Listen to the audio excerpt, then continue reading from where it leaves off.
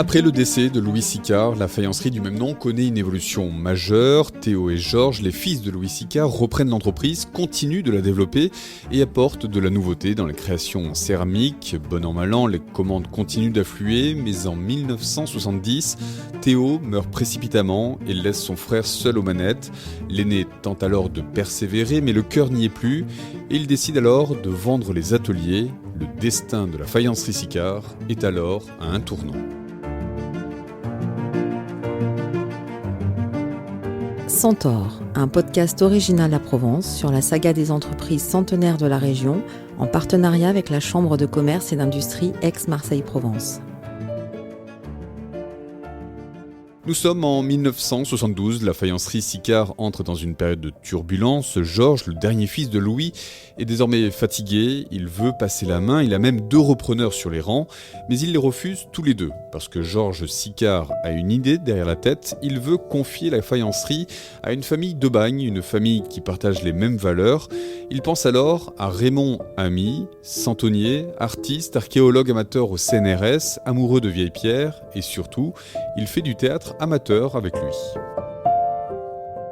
Un jour, Georges vient trouver notre père en lui disant « Voilà, il est temps que je m'arrête ». Florence Amy, co-gérante de la faïencerie Sicard. C'était en 1972. Il faut que je prenne ma retraite, mais cette entreprise, je voudrais qu'elle demeure, qu'elle existe encore. Et j'ai d'ailleurs deux demandes de repreneurs que j'ai refusées. Alors notre père dit « Mais pourquoi c'est étonnant si tu as des repreneurs ?» Oui, je les ai refusés parce que je voudrais que ce soit toi. Surpris, comment moi je suis centenier, je ne suis pas céramiste. Oui, mais toi, tu es issu du même parcours que mon père, que mon frère, tu as fait les beaux-arts. Je sais que tu vas travailler en famille et je voudrais que cette entreprise garde ce caractère-là, familial. Vous allez être dans la continuité de notre famille. Et pour moi, c'est plus valorisant, plus précieux que n'importe qui me rachèterait cette entreprise. Raymond Amy et son épouse Sylvette, qui est alors créatrice de Santon, acceptent, mais il faut trouver de l'argent. Et là, tous les banquiers claquent la porte. Non, monsieur Amy, non.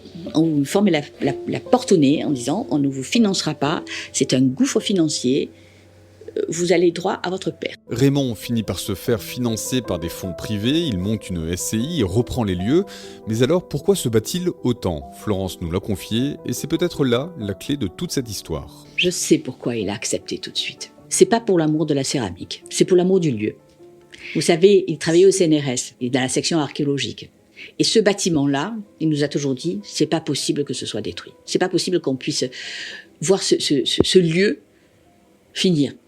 Et je crois que c'est plus par amour pour la pierre que pour la céramique qui s'est battu justement pour trouver le financement pour récupérer le lieu. En reprenant l'entreprise, Raymond Amy entre alors dans les comptes de la faïencerie et ce qu'il découvre lui glace le sang. La maison est en fait en train de couler, il faut tout repenser tout de suite ou alors fermer boutique.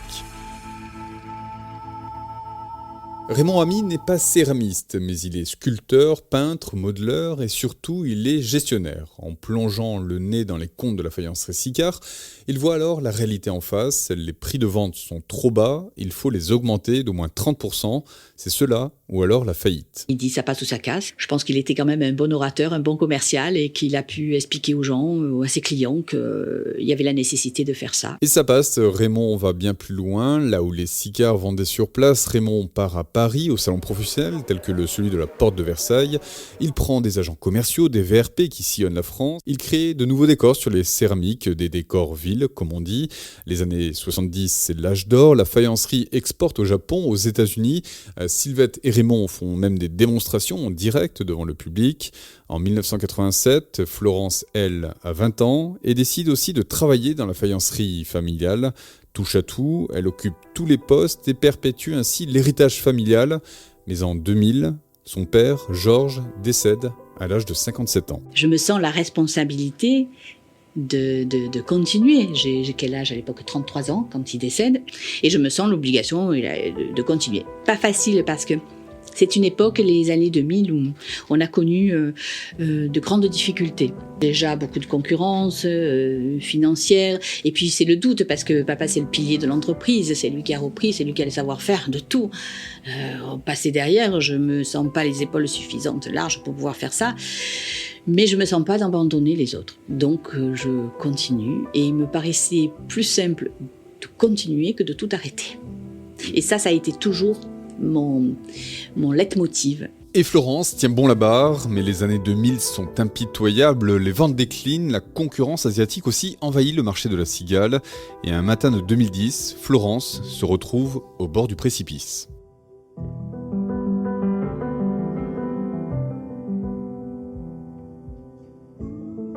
En 2010, Florence Ami dirige désormais seule la faïencerie maintenant depuis 10 ans. La masse salariale est sans doute trop lourde, ils ont été jusqu'à 45 personnes sur le site alors que les ventes commencent à s'éroder. La concurrence chinoise a cassé les prix de la cigale, les ventes chutent et les dettes accumulées depuis des années plombent alors les comptes de l'entreprise. Elle n'était pas loin de la faillite, si ce n'est que on décide finalement de jouer, je me suis mis en redressement judiciaire. Pour moi, c'était un échec, mais mon comptable et mon avocat me dit à l'époque, non, au contraire, c'est un acte de gestion que de faire ça.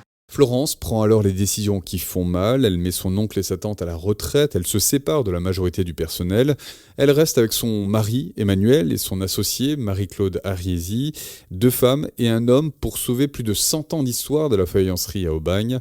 Florence et Marie-Claude reprennent leurs valises et repartent sur la route visiter les clients, des mois sans se payer, mais elles tiennent le coup. Je crois que si à l'époque j'avais pas connu Marie-Claude Ariesi, si on s'était pas motivés toutes les deux, j'aurais abandonné. C'était une amie de la famille, son mari qui a 10 ans de plus qu'elle, et c'était un ami intime de mes parents. Cette rencontre elle a été faite comme ça, toujours pareil, dans le cercle familial et amical. Et je pense que oui, toutes les deux, on s'est bien motivés, on a bien restructuré. Et puis il y a 2015, une date, ce sont les 120 ans de la cigale. La ville d'Aubagne fête aussi les 120 ans de Marcel Pagnol et les 120 ans du cinéma. Les planètes semblent s'aligner et Emmanuel, le mari de Florence, a une idée. Et si on crée une nouvelle cigale ? Pas une imitation, pas une cigale folklorique pour touristes, une cigale qui serait à la fois l'héritière de 1895 et résolument moderne. Une cigale qu'on voudrait chez soi, quelque chose qu'on n'a jamais vu. 2014, Florence, Emmanuel et Marie-Claude travaillent en secret depuis 1 an. Ils repartent du modèle original de Louis Sicard, mais ils épurent tout. Les reliefs disparaissent, les formes s'allongent, les yeux deviennent des facettes. La cigale devient alors une sorte d'objet de design, blanche, mate, presque sculpturale. Ils l'appellent tout simplement Évocation, en hommage à la cigale, à la Provence et à Louis Sicard. Le jour de la présentation, lors d'une soirée spéciale, Florence, Emmanuel et Marie-Claude retiennent alors leur souffle, mais le succès est au rendez-vous. On crée cette cigale sur branche que nous faisons en 120 exemplaires. 120 ans, 120 exemplaires.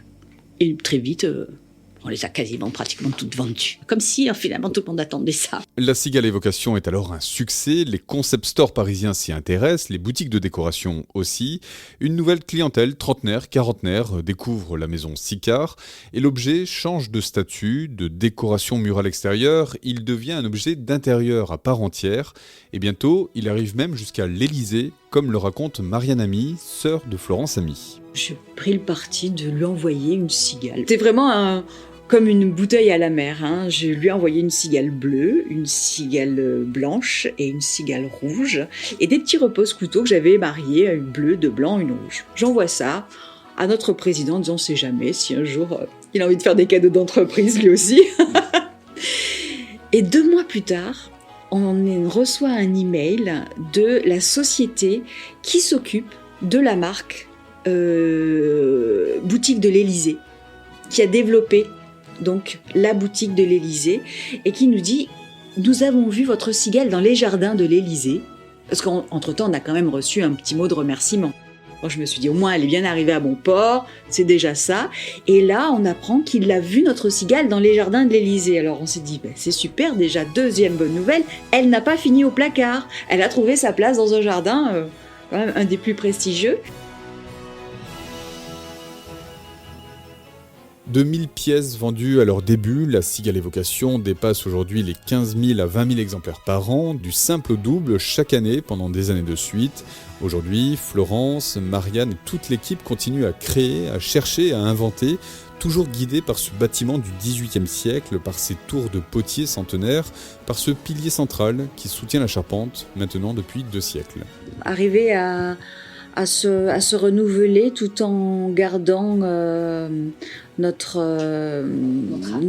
âme, l'âme même de cette faïencerie qui nous accompagne, à la fois l'esprit de famille et puis l'esprit de la Provence, quoi, parce que c'est ce qui a nourri finalement notre région, c'est ce qui a nourri la création et les créations de Louis Sicard depuis le début, de la cigale authentique, celle de 1895, à celle que l'on fait aujourd'hui. C'est toujours la Provence qui est en filigrane dans ces créations-là. Donc là, on peut se souhaiter juste qu'elle continue à nous inspirer de belles choses. 130 ans, 4 générations et un héritage familial, c'est sans doute là le secret de la faïencerie Sicard, une histoire d'entreprise avec un amour inconditionnel pour la céramique et la cigale aussi.